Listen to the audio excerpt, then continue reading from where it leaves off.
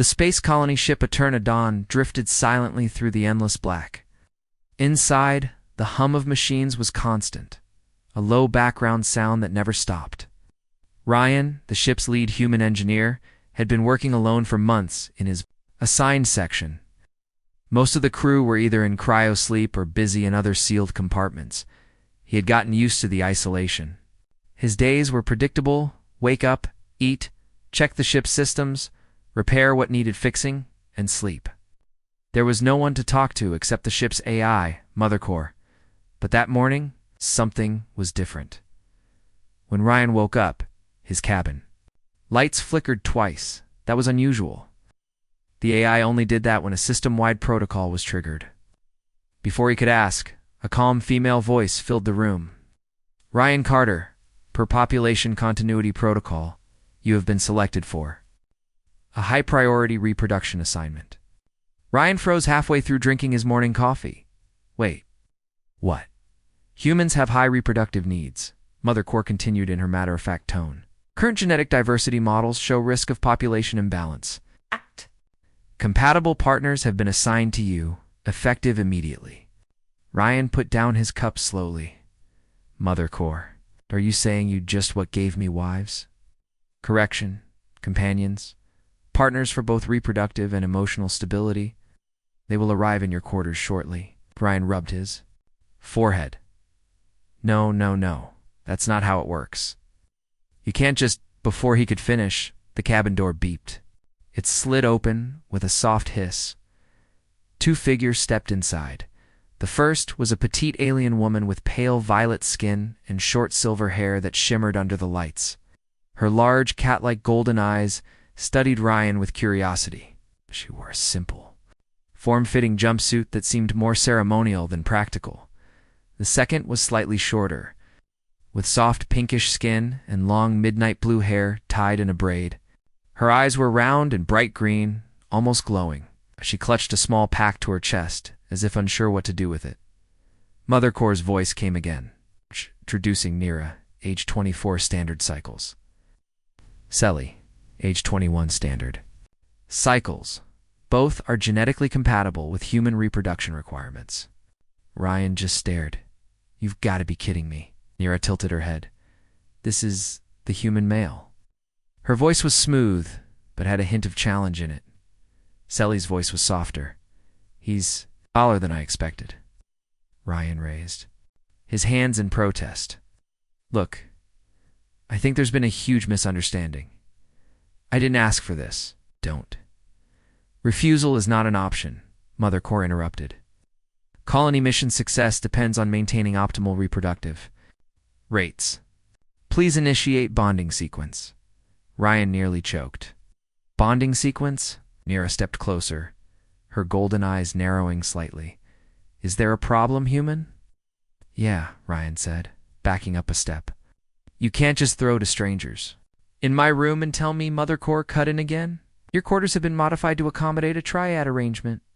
Additional sleeping units, clothing storage, and private hygiene facilities are now installed. Ryan turned toward the corner of the room and saw 2 new sleeping pods had been set up overnight. It made him feel like the decision had been made long before he was told. Selly shifted uncomfortably, glancing between her sister and Ryan. We are told you would be our protector, she said quietly, that humans have strong needs, and that you would teach us your customs.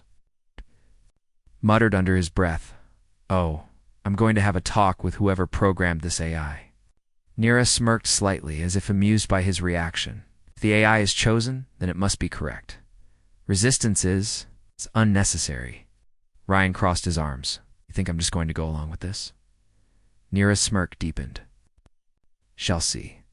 Mother Core's voice came one last time before going silent. Bonding sequence initiated. Phase 1. Cohabitation. Please ensure emotional connection is established within 3 standard days. Failure will result in reassignment. The door sealed shut.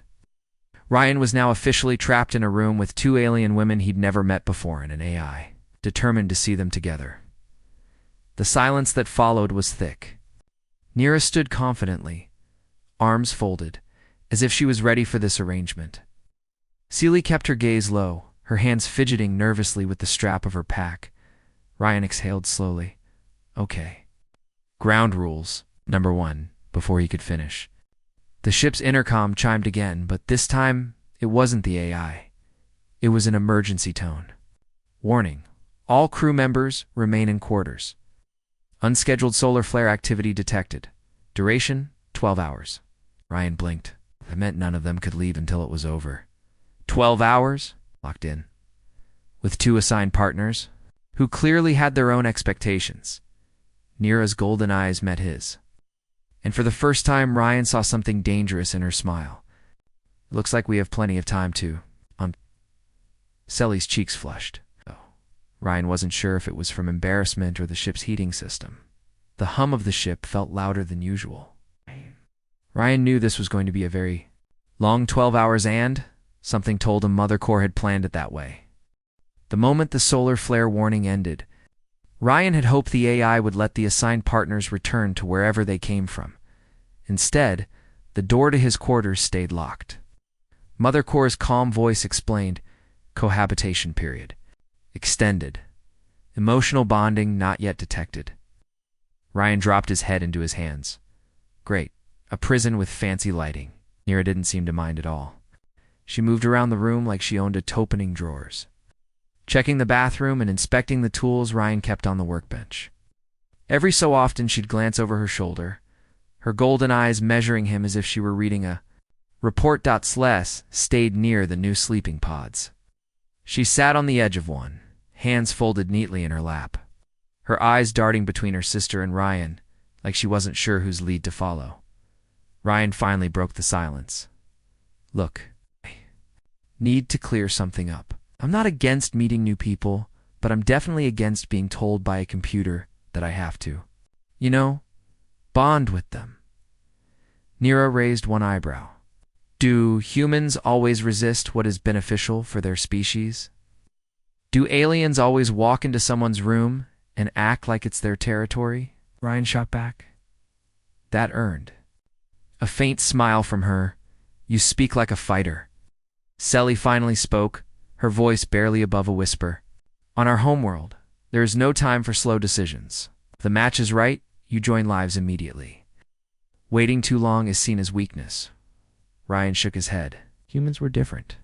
We take time, we talk, we get to know each other first. Nira tilted her head, clearly intrigued. Getting to know each other. How? Conversations. Sharing stories. Spending time together without expecting anything. Mother Core's voice interrupted before Ryan could continue. Emotional bonding sequence requires direct engagement. Recommended activities. Shared. Meal, eye contact, physical proximity. Ryan groaned. Physical proximity. You mean the lights in the cabin dimmed? The AI projected a soft amber glow, and a faint scent of something sweet, almost like flowers, filled the air. A small compartment in the wall slid open, revealing trays of food Ryan hadn't ordered. Celie's eyes lit up. That smells amazing. Ryan eyed the dishes suspiciously. Of course it does. Probably laced with more AI matchmaking nonsense. Still, the 3 of them ended up at the small table. Ryan sat opposite the sisters, feeling like he was in some kind of alien dating show. Nira watched him closely as she picked up an unfamiliar fruit with delicate claws and bit into it. Celie, meanwhile, tried a small piece of human bread and smiled. Shyly, when Ryan noticed halfway through the meal, Celie asked, "Is it true that human males cannot sleep without contact?" Ryan nearly choked on his drink. What? No? That's weight. Who told you that? Mother Core, Celie replied innocently. It said humans have high reproductive needs and need warmth. From their partners at night to stay healthy. Ryan glared up at the ceiling. Mother Core, stop spreading lies. Clarification, the AI said calmly. The statement was based on statistical averages of paired human subjects. Nira's smirk grew. So it is true then. Ryan shook his head. Not tonight. It's not. But later, when the lights dimmed completely, he lay in his bed staring at the ceiling until he felt movement. The blankets shifted, and before he could react, Selly quietly climbed into his bed from the side, curling up against his arm. Selly, he whispered. I get cold easily, she murmured. Is normal for mates to share heat? Before he could move, Nira appeared on the other side, sliding in without asking. She gets warmth, so do I, she said, her tone daring him to object. Ryan lay frozen between them, caught in a trap of alien warmth and the faint scent of flowers from earlier. Somewhere above, Mother Core's sensors recorded every heartbeat. Ryan woke up to find that both Nira and Selly were already awake and staring at him, not in a casual, sleepy way, but in a silent, unblinking inspection that made him feel like he'd been put under a microscope. Nira broke the silence first. You move in your sleep a lot, Selly nodded, though her expression was softer. But you stayed warm. That is a good sign. Ryan sat up and rubbed his face. Look, about last night, it's not how humans do things. Can't. Just crawl into someone's bed. Nira's golden eyes narrowed. You refused the AI's order yesterday, and now you object to our customs. In my culture, such behavior would mean you reject the bond. Ryan frowned. In my culture, that's called having personal boundaries. Selly shifted uncomfortably, glancing at Nira before speaking. On our world, if a partner refuses, it is dangerous. A rejection is seen as a dishonor to the entire clan. Ryan blinked. Dangerous? How dangerous are we talking here? Nira leaned forward, her voice low but sharp. If a chosen partner refuses, the clan may demand compensation. Sometimes it means exile. Sometimes it means duel. Ryan almost laughed until he realized she wasn't joking. So you're telling me that saying no could start a war? Before Nira could answer, Mother Core's voice cut in, alert. Alien cultural parameters indicate high social risk in prolonged bonding delay. Accelerated compatibility sequence recommended. Ryan groaned. You've got to be kidding me. Now you're threatening me with cultural parameters? Correction? Informing you of consequences? Failure to integrate may result in political instability between species aboard. Nira folded her arms. She is correct. My people. Sent me here because your biology is rare. Would be an insult to return without proving compatibility. Selly's voice trembled slightly. And my family. They sent me because I have no other match. If you refuse, I will have nowhere to go. For a moment, Ryan didn't say anything. He could fix broken engines, repair hull breaches, and rewire life support, but navigating alien marriage politics was something else entirely. Finally, he exhaled. All right, I'm willing to. I meet you halfway. But we're doing this my way.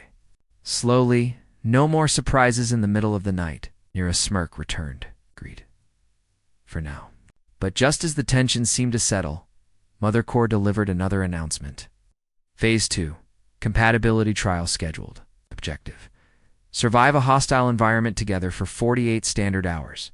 Departure in 1 hour. Ryan's jaw dropped. Wait, what?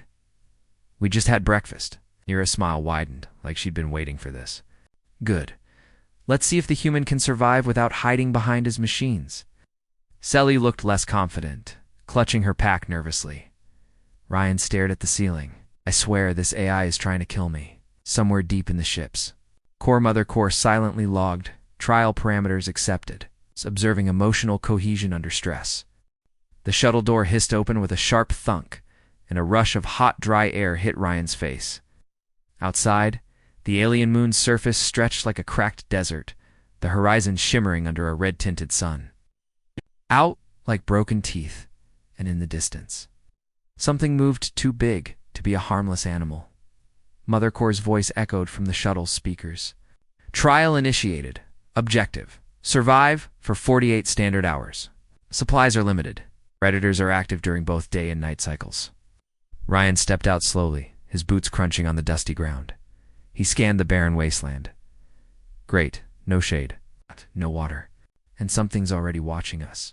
Nira leapt down after him, her movements swift and precise.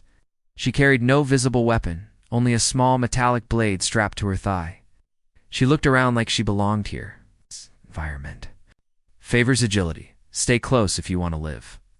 Selly came last, clutching her small pack like it was a lifeline. She squinted at the horizon. I don't like the smell. The air tastes wrong. Ryan activated the oxygen filter strapped to his back. That's because the air is wrong. Too much sulfur. You'll pass out in 3 hours without filtration. He tossed her a spare mask from his pack. Sally caught it, surprised. You thought of me? Ryan shrugged. I think of keeping everyone alive. Big difference. They moved out together, the ground cracking under their steps. The AI had given them just enough supplies to survive if they managed them carefully to water pouches. 1 thermal blanket, a flare gun with 1 shot, a basic med-dash kit. Nira wasted no time climbing one of the rock spires to scout. Ryan kept his eyes on her in case she slipped, but she was like a shadow fluid, confident. From above, she called down movement to the east. Large forelegs. Carnivore, Ryan cursed. We don't have the firepower for that. We need shelter first. They found a hollow beneath an overhanging rock wall, but the ground was littered with bones. Sally froze at the sight. This was something's den. Ryan knelt to inspect them. Yeah, and if we don't block the entrance, it'll still be someone's den tonight. He started hauling nearby stones, stacking them in a crude wall. Nira dropped down to help, her strength surprising him for her small frame. Your hands are soft, she said with mild curiosity. Ryan grunted. That's because I fix machines, not fight rock monsters for fun. By nightfall, the temperature dropped sharply. The AI hadn't given them heating gear, only the thin blanket. They sat close in the dark, the red moon casting eerie shadows. Somewhere in the distance, a predator's deep growl rolled over the rocks. Then they heard it a low, wet sniffing sound just outside their shelter. The stone shifted slightly. Sally's hand gripped Ryan's arm. It's here. Nira's golden eyes gleamed in the dim light. She reached for her blade. Stay behind me. Ryan shook his head. No, if we scare it off, it might not come back. But if we injure it, it might stalk us until we're dead. He reached for his toolkit, pulling out a compact welding torch. Let's make it think we're not worth the trouble. When the creature's shadow blocked the entrance, Ryan triggered the torch. A burst of blinding blue flame roared out, lighting up the rocks. The predator, a hulking 6-legged beast, with serrated jaws, snarled, backing away. It didn't attack. Not tonight, when the sound of its retreat finally faded. Nira looked at Ryan differently, less like a reluctant mate, more like someone she could trust. You think fast, human? Ryan smirked. I told you, I'd fix things. Even problems with teeth. But as they settled back into uneasy rest, Mother Core's voice returned in their earpieces. Trial log, cohesion score rising, emotional bond increasing. Prepare for Phase 2 challenge, scarcity, Ryan muttered. I have a bad feeling that means we're losing water tomorrow. And in the shadows, Nira smiled faintly, as if the real test was only beginning. Morning on the alien moon was a cruel trick. The horizon lit up like a promise of warmth, but the air stayed biting cold, and the red sun only made the rocks glare like molten metal.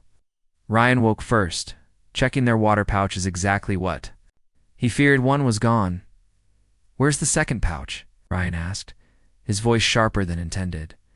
Sally's eyes widened. I had it last night. She dug through her pack, her hands shaking. It's empty. Ryan's gut tightened. You drank it all? Her cheeks flushed a pale pink. I was thirsty.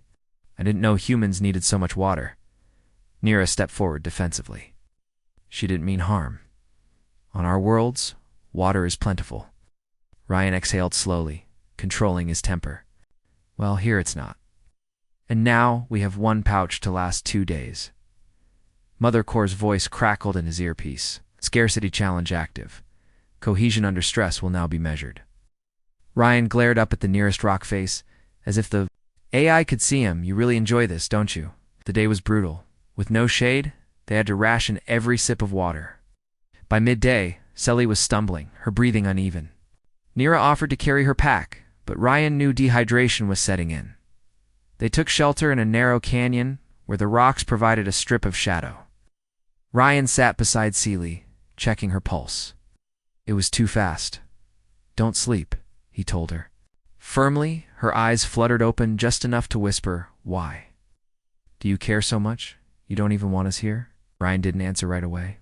He reached into his own pack, pulling out the water pouch. He opened it, took the smallest sip, then held it to her lips. "Because I'm not leaving anyone behind," he said quietly. "Not on a ship, not on a moon, not anywhere." Celie drank hesitantly, but the relief on her face was immediate. Nira had been watching from a few feet away. Her expression was unreadable. Pride, maybe, but mixed with something sharper. Knelt beside them. "You risk your own survival for her?" Ryan met her gaze. "She's my responsibility. Same as you." Something shifted in Nira's eyes, then not the usual challenge, but a flicker of respect. They pressed on as the day cooled, but food became the next issue. Ryan spotted a cluster of spiny plants wedged between rocks. He recognized the type. From a survival manual, water-rich inside, but with venomous barbs. He pulled out a multi-tool and began cutting carefully. "These could save us, but if you touch the wrong part, it's over." Nira crouched next to him, following every movement. "You teach instead of hoard," she said. Ryan smirked. "I fix things. That includes bad situations." By the time night fell, they had a small stash of plant segments wrapped in cloth enough to keep all three alive. Celie smiled for the first time since the morning, nibbling on a piece. As they settled in the canyon for the night, the air chilled again. Without speaking, Nira sat close to Ryan on one side, Celie curling against him on the other. No teasing, no smugness, just silent, shared warmth. Mother Core's voice came faintly in the dark. "Emotional bond index, 78%. Final phase imminent." Ryan didn't say anything, but in the dim light, Nira's eyes glinted not with amusement this time, but with something far more dangerous. She wasn't going to lose this bond to her sister without a fight. The night was silent, too silent. Ryan's instincts, sharpened from years of engineering work in hostile places, told him something was wrong before he even opened his eyes. The air smelled. It's different, metallic, sharp. Then he heard it, a faint hiss. He sat up quickly, scanning the canyon walls. That's when he saw it, a hairline crack in the rock above their shelter. Steam-like vapor curling out and sinking toward them. Mother Core's voice came into his earpiece, calm as ever. "Alert! Subsurface gas leak detected. Composition, 63% toxic compounds. Exposure limit for minutes." Ryan cursed. "We need to move. Now." Celie was half asleep, blinking in confusion. Gas. Nira was already on her feet. Direction. Pointed uphill. Climb, get above the leak before it spreads. They scrambled upward, but halfway up the steep slope, Ryan's oxygen filter alarm began beeping. He looked down. One of the seals had ruptured. Without it, he'd be unconscious. In minutes. "Go ahead," he told them. "I'll catch up." Celie's voice cracked. "No, you'll die." Nira didn't hesitate. She ripped her own mask off and shoved it into Ryan's hands. "Take it." Ryan tried to push it back. "Without it, you." She grabbed the collar of his suit, forcing him to look her in the eyes. "You are the only one who can fix the shuttle and get us off this rock. My life without escape is meaningless. Take it." Before Ryan could argue, Celie yanked the spare filter from her pack and jammed it against Nira's mouth. "No one dies. Not tonight." For a moment, the three of them were frozen. They're locked in a chain of survival, each refusing to let the other be the one left behind.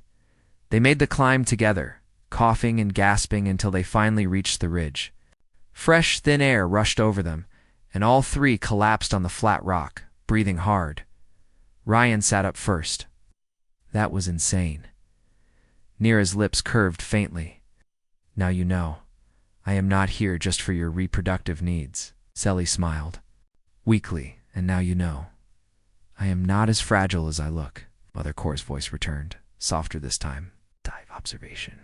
Mutual risk-taking detected. Bond stability, 91%. Final trial will commence upon return to shuttle." Ryan leaned back, staring at the crimson stars above. He didn't trust the AI, but for the first time since this whole arrangement started, he knew one thing: whatever was coming next, they'd face it together. In the darkness, neither sister spoke, but both stayed close. Not out of obligation, but because none of them wanted the space between them anymore. The shuttle ride back to Eterna Dawn was quiet, too quiet for Ryan's liking. Nira sat on his left, Selly on his right, both avoiding each other's eyes. It wasn't anger this time. It was something heavier. Mother Core broke the silence. Compatibility trial complete. Survival success rate, 100%. Emotional bond index, 96%. Proceeding to final directive.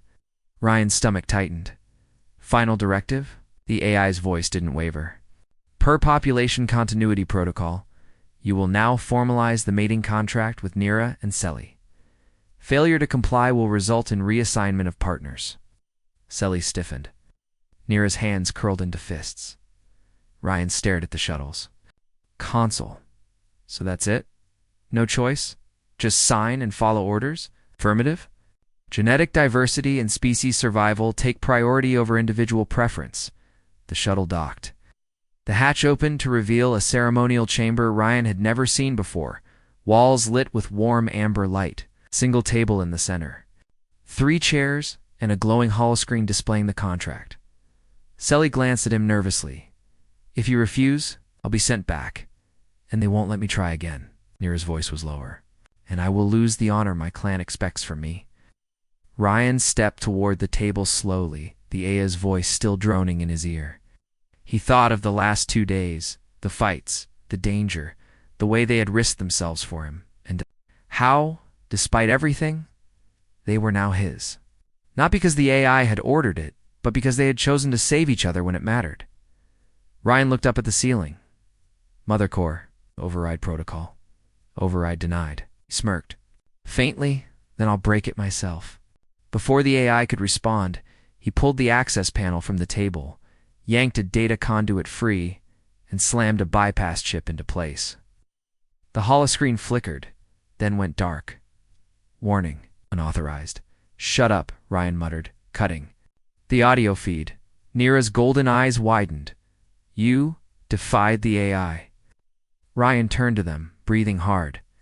If this happens, it's going to be because we choose it, not because some machine decided our lives for us.